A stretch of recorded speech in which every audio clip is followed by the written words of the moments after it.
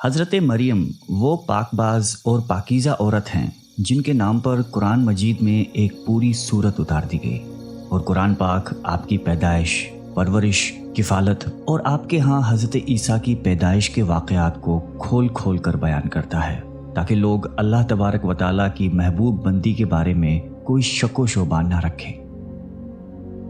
حضرت مریم علیہ السلام حضرت داؤد علیہ السلام کی نسل سے تعلق رکھتی ہیں۔ آپ کے والد محترم اس دور میں بنی اسرائیل کے امام نماز تھے، اور آپ کی والدہ محترمہ بھی عابدہ اور زاہدہ خاتون تھیں۔ اس دور میں اللہ تعالیٰ نے بنی اسرائیل پر حضرت زکریا علیہ السلام کو مبعوث فرمایا تھا۔ جب حضرت مریم علیہ السلام کے والدہ کے ہاں اولاد نہیں تھی تو انہوں نے اللہ کے نام پر یہ نظر مانی کہ اگر ان کے ہاں اولاد ہوئی تو وہ اسے بیت المقدس کی خدمت کے لیے وقف کر دیں گی۔ اس وقت کے رواج کے مطابق جو لڑکا اللہ تعالیٰ کے نظر کر دیا جاتا وہ نہ تو شادی کرتا تھا اور نہ ہی دنیاوی مشاغل میں دلچسپی لیتا تھا، صرف عبادت گاہ کی خدمت کرتا اور خود عبادت میں مشغول رہتا تھا۔ حضرت بی بی مریم کی والدہ نے بھی بیٹے کے عطا کرنے کی دعا اس لیے کی تھی کہ رواج کے مطابق عبادت گاہ کی خدمت کے لیے تو صرف لڑکوں کو قبول کیا جاتا تھا، لڑکیوں کے لیے یہ اجازت نہیں تھی۔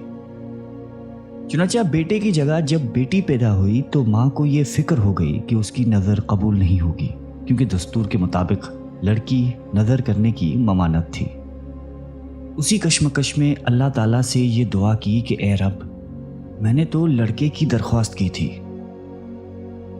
لیکن جو اللہ تعالیٰ کی ذات بابرکت کا علم ہے وہاں تک انسانی سوچ کیسے پہنچ سکتی ہے؟ اللہ تعالیٰ نے جس لڑکی کو پیدا فرمایا تھا اس سے دراصل مقدس ماں بنانا مقصود تھا، جس میں سے ایک عظیم الشان مبارک و مسعود بیٹے نے پیدا ہونا تھا جو پیدائشی نبی تھا۔ بہرحال حضرت مریم کی پیدائش ہو جاتی ہے اور مدت رضاعت ختم ہوتی ہے تو آپ علیہ السلام کی والدہ محترمہ آپ کو بیت المقدس لے جاتی ہیں تاکہ مجاوروں کے سپرد کر کے اپنی منت پوری کریں۔ وہاں مجاور جھگڑنے لگتے ہیں، ہر کوئی یہ چاہ رکھتا ہے کہ حضرت مریم کی کفالت اس کے سپرد کی جائے۔ پھر یہ فیصلہ ہوا کہ مجاورین وہ قلم جس سے وہ توریت لکھتے تھے پانی میں چھوڑ دیں، جس کا قلم پانی کے بہاؤ میں بہنے کی بجائے الٹا بہے وہی حضرت مریم کی کفالت کا حقدار ہوگا۔ اس مقابلے میں حضرت زکریا بھی شامل تھے۔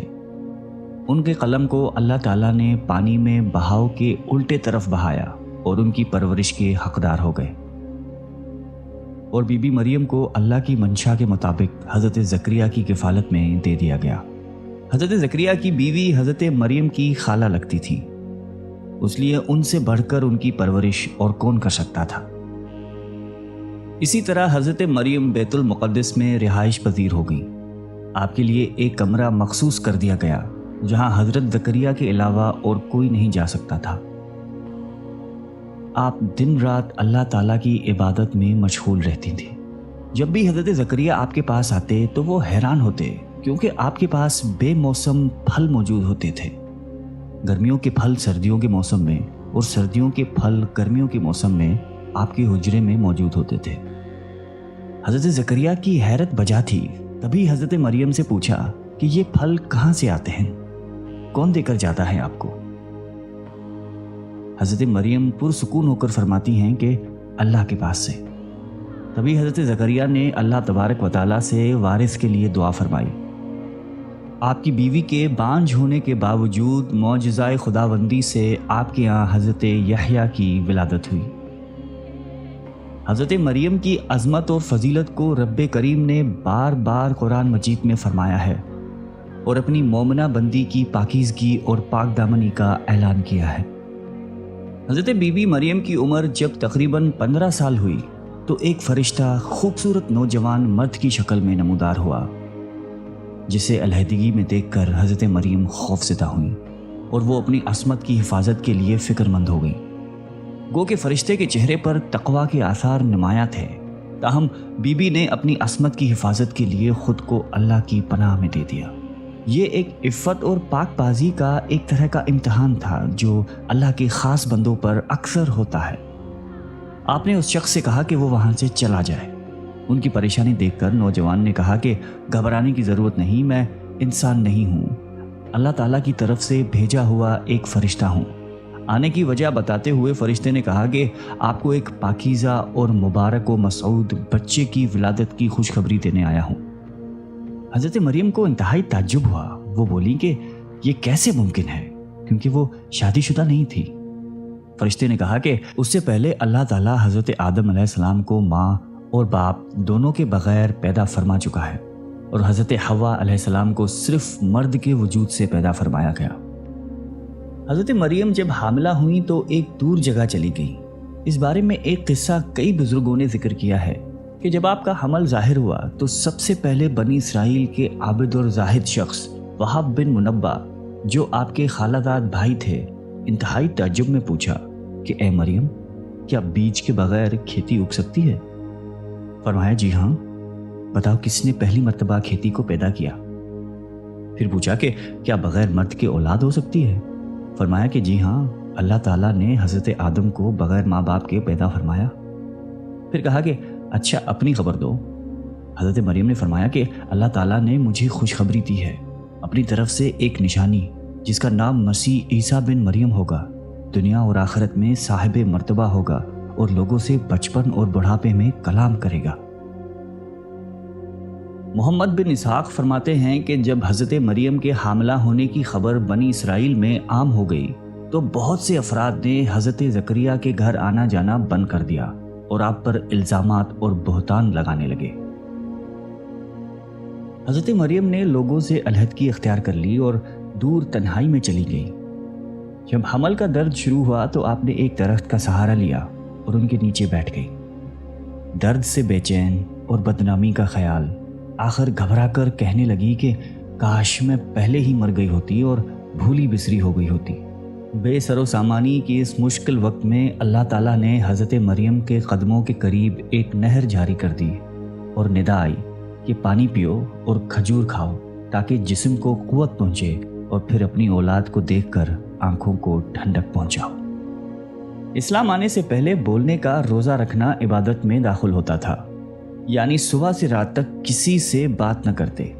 بعد میں یہ حکم منسوخ ہو گیا، لہٰذا حضرت مریم کی پریشانی دور کرنے کے لیے کہا گیا تھا کہ تم سے کوئی شخص اس بچے کے بارے میں پوچھے تو اشارے سے کہہ دینا کہ میں نے چپ کا روزہ رکھا ہے۔ جب حضرت مریم کو کچھ تسلی ہوئی اور حضرت عیسیٰ علیہ السلام پیدا ہوئے، پھر آپ اپنے بیٹے کو قوم کے پاس لے آئیں۔ قوم کے لوگ آپ کے گود میں بچہ دیکھ کر غضبناک ہو گئے اور آپ کی عبادت گزار اور پاکیزہ خاندان کا حوالہ دیتے ہوئے آپ سے بدگمان ہوئے اور الزام لگانا شروع کر دیا۔ جب حالات بہت تنگ ہو گئے اور سوچ سمجھ کے دروازے بھی بند ہو گئے، صرف توکل کا مدار اللہ کی ذات ہی رہ گئی، تب حضرت مریم نے بچے کی طرف اشارہ کرتے ہوئے کہا کہ اس بچے سے بات کر لو، تمہارے سارے سوال کے جواب یہ بچہ دے گا۔ سرکش لوگوں نے کہا کہ بھلا یہ دودھ پیتا بچہ ہمارے سوالوں کے جواب کیسے دے گا، ہم کیوں کریں اس سے گفتگو؟ قوم کا یہ کلام سن کر حضرت عیسیٰ نے تقریر شروع کر دی، جس کا ذکر اللہ تعالیٰ نے قرآن مجید میں یوں فرمایا ہے، اور جب بچے نے فرمایا کہ میں ہوں اللہ کا بندہ، اس نے مجھے کتاب دی اور مجھے نبی کیا، اس نے مجھے مبارک کیا، میں کہیں ہوں، مجھے نماز و تقوی کی تاکید فرمائی، جب تک میں جیوں اپنی ماں سے اچھا سلوک کرنے والا، اور مجھے زبردست بدبخت نہیں بنایا، اور سلامتی ہے مجھ پر جس دن میں پیدا ہوا اور جس دن میں مروں اور جس دن زندہ اٹھایا جاؤں گا۔ حضرت عیسیٰ علیہ السلام کی زندگی کے متعلق اسرائیلی روایات میں بے شمار واقعات موجود ہیں۔